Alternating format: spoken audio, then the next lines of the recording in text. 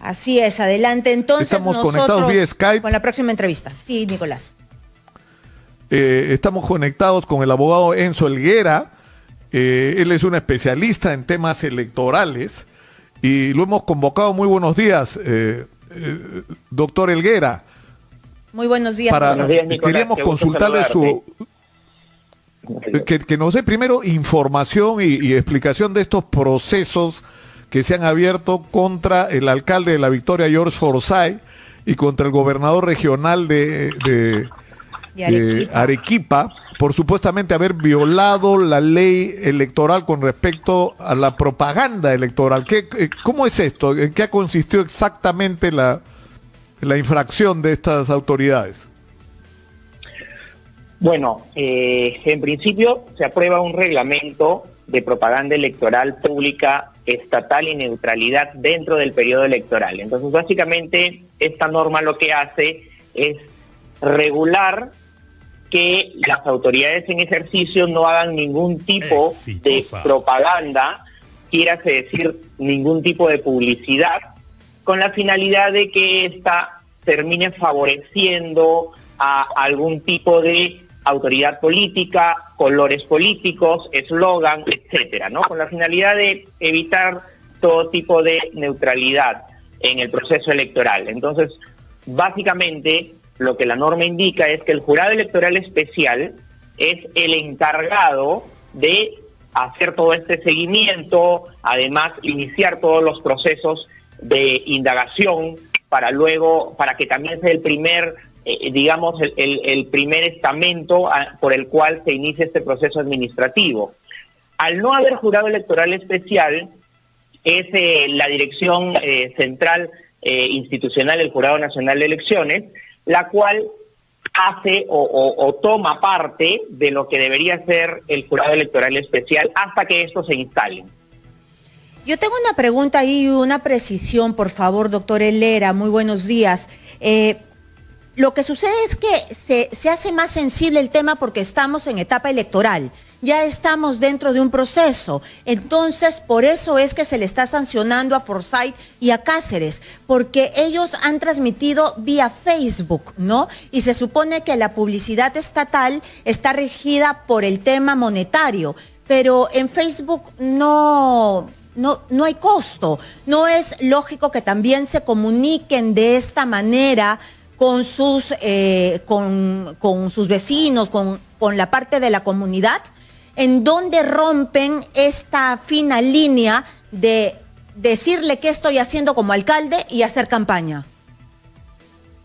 Bueno, justamente en principio ahorita se está notificando, no ha habido todavía ninguna sanción. Entonces, se cumple primero con notificar y se informa, además se eleva esta comunicación dentro del proceso administrativo. Entonces el Jurado Nacional de Elecciones lo que hace es dar cuenta y aceptar el procedimiento para la respectiva indagación.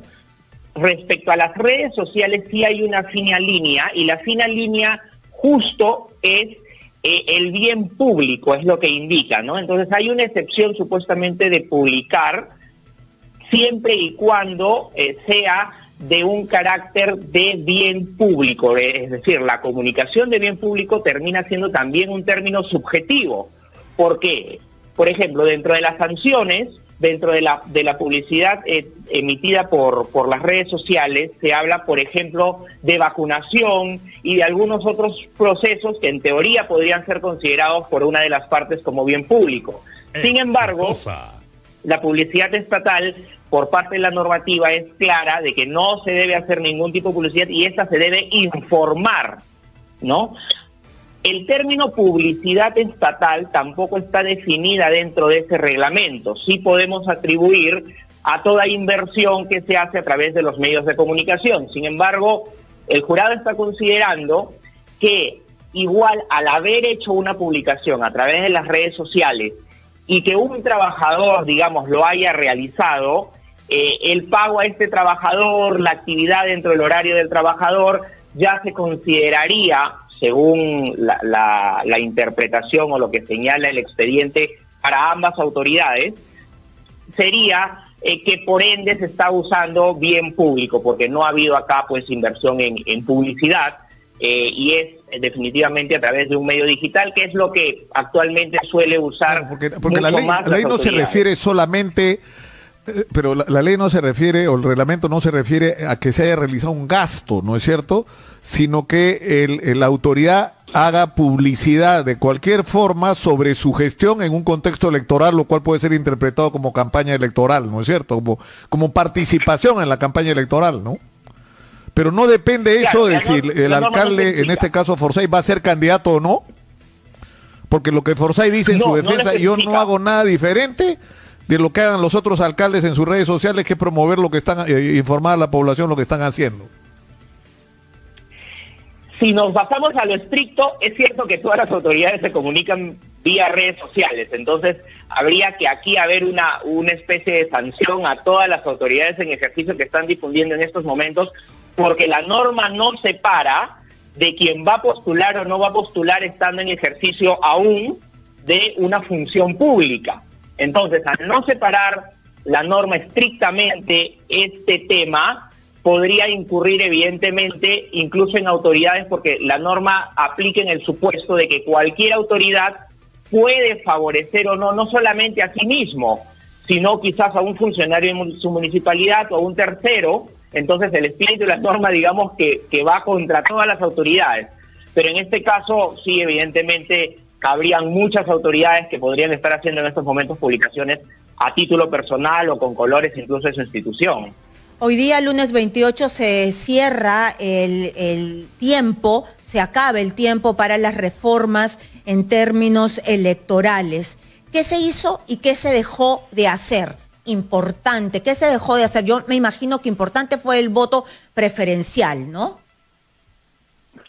Sí, el voto preferencial lamentablemente permite, a ver, por un lado, elegir directamente a los ciudadanos por el candidato que ellos más consideran beneficioso o parecido a las propuestas o el perfil que el elector espera. Sin embargo, destruye la institucionalidad de los partidos políticos, porque hablando de vehículos electorales o vehículos para llegar y ganar unas elecciones, muchas veces lo que ocurre es que el parlamentario, una vez electo, se puede separar de su institución porque en efecto fue un invitado o era alguien que no estaba identificado con la doctrina del partido o con las ideas del partido, y en un segundo momento pues sale a decir que el partido está lejos de los pensamientos por los cuales este congresista, por ejemplo, habría postulado. Entonces la finalidad de esta norma es sería el fortalecimiento de las instituciones políticas,